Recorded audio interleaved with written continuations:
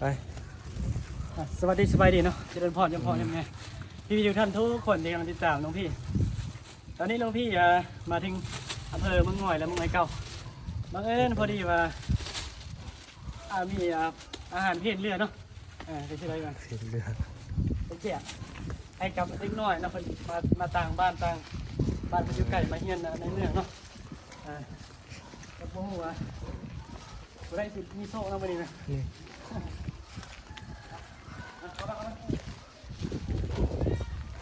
บอกเขาเลย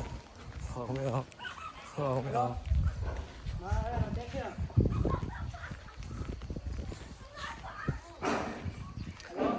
นี่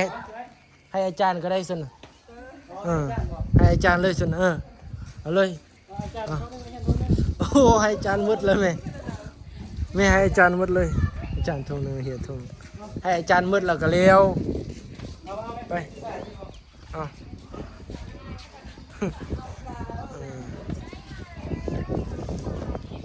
เกี่ยมเลย